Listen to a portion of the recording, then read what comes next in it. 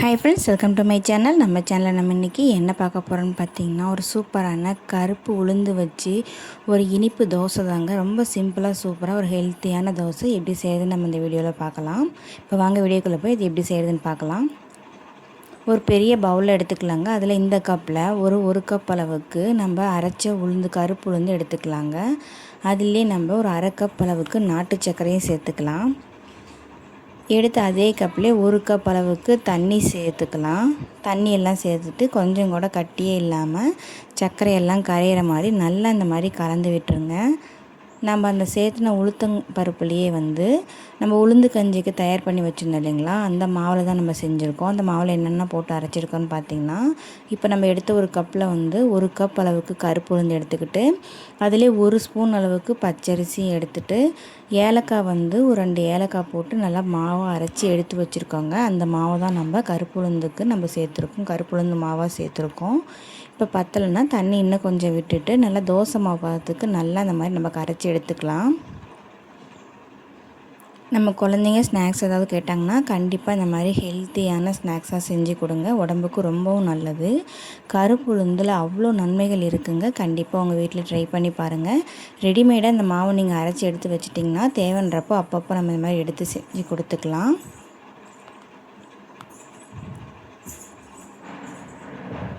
1 kilo கருப்பு உளுந்து வாங்கினீங்கன்னா அதில் இந்த மாதிரி கப்பில் ஒரு கப் அளவுக்கு ஒரு அரை கப் அளவுக்கு பச்சரிசி எடுத்துகிட்டு ஏலக்காய் ஒரு 3-4 சேர்த்து நல்லா பவுடர் மாதிரி அரைச்சி எடுத்து வச்சுக்கோங்க. ரெடிமேடாக மாவு நீங்கள் மிக்ஸ் பண்ணணும் அப்படின்னா அந்த மாதிரி மாவு தயார் பண்ணி வச்சுக்கோங்க. வேணுன்றப்போ இந்த மாதிரி நம்ம ஸ்நாக்ஸ் செஞ்சு குழந்தைங்களுக்கு கொடுக்கலாம். ரொம்ப ரொம்ப ஹெல்த்தியான ரெசிப்பிங்க. நல்லா இந்த மாதிரி கட்டி இல்லாமல் தோசை பதத்துக்கு இந்த மாவு நல்லா கரைச்சி எடுத்துகிட்டு வந்துடலாங்க.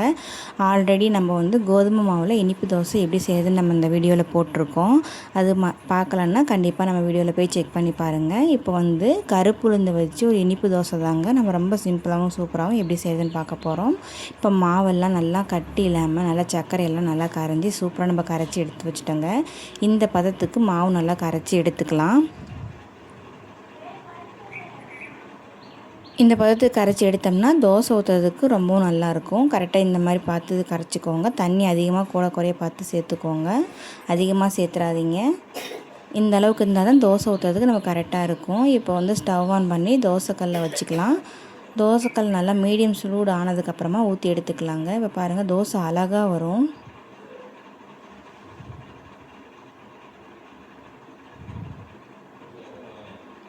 ஸ்கூல் போகிற குழந்தைங்களுக்கு கண்டிப்பாக செஞ்சு கொடுக்கலாங்க. ரொம்ப ரொம்ப நல்லது.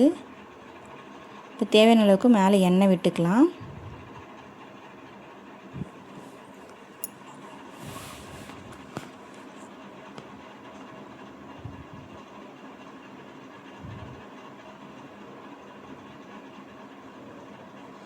கருப்பு உளுந்து எந்த மாதிரி எடுத்துக்கிட்டாலுமே நமக்கு ரொம்ப நல்லது தாங்க. நம்ம களி செய்ய நமக்கு தெரியல அப்படின்னா கண்டிப்பாக இந்த மாதிரி தோசை ஊற்றி சாப்பிட்லாம்.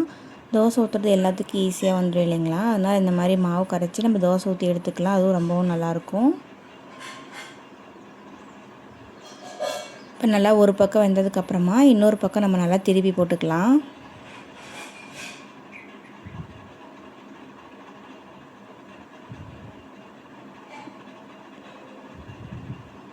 நல்லா ஸ்கூலுக்கு போகிற குழந்தைங்களா இருந்தாலும் சரி, இல்லை வேலைக்கு போகிறவங்களா இருந்தாலும் வீட்டுக்கு வந்ததுக்கப்புறமா இந்த மாதிரி ஹெல்த்தியான ரெசிப்பியாக செஞ்சு கொடுத்திங்கன்னா அவங்களுக்கும் நல்ல ஹெல்த்தியான ஃபுட்டு கொடுத்து நமக்கும் ஒரு திருப்தியாக இருக்குங்க.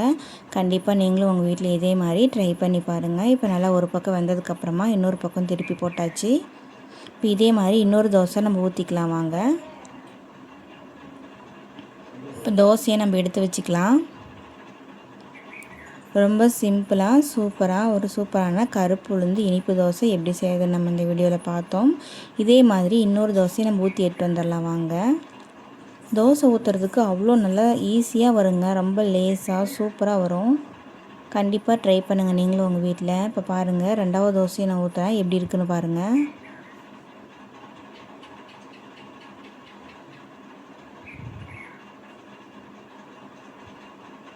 நல்லா இனிப்பு சுவையோடு இருக்கிறதுனால குழந்தைங்க நல்லா விரும்பி சாப்பிடுவாங்க.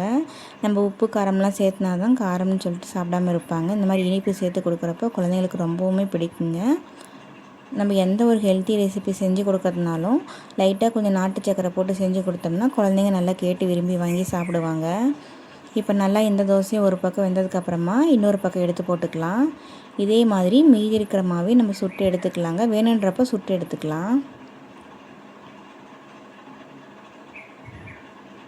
ரொம்ப ஈஸியாக செஞ்சிடலாங்க. ரொம்ப கஷ்டம்லாம் இல்லை. ரொம்ப ரொம்ப ஈஸி தான். மாவு மட்டும் நம்ம ரெடிமேடாக அரைச்சி எடுத்து வச்சிட்டோம்னா ஈஸியாக சுட்டு எடுத்துக்கலாம்.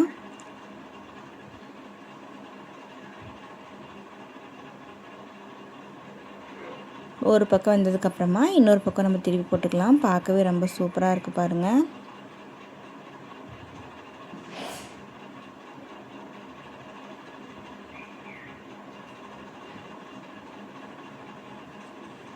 அவ்வளோதாங்க. ரொம்ப சிம்பிளாக சூப்பராக கருப்பு உளுந்து வச்சு ஒரு ஈவினிங் ஸ்நாக்ஸாகவும் செஞ்சு கொடுக்கலாம். இல்லை மார்னிங் கூட செஞ்சு கொடுக்கலாம். பிரேக்ஃபாஸ்ட்டாகவும் செஞ்சு கொடுக்கலாம். டின்னராகவும் செஞ்சு கொடுக்கலாம். எந்த மாதிரி வேணாலும் செஞ்சு கொடுக்கலாங்க. எப்போ வேணாலும் சாப்பிட்லாம். ரொம்ப சிம்பிளாக சூப்பராக கருப்பு உளுந்து இனிப்பு தோசை எப்படி செய்யறதுன்னு நம்ம இந்த வீடியோவில் பார்த்தோம். இந்த வீடியோ உங்களுக்கு பிடிச்சிருந்துன்னா மறக்காமல் நம்ம சேனலை சப்ஸ்கிரைப் பண்ணிவிட்டு லைக் பண்ணிக்கோங்க.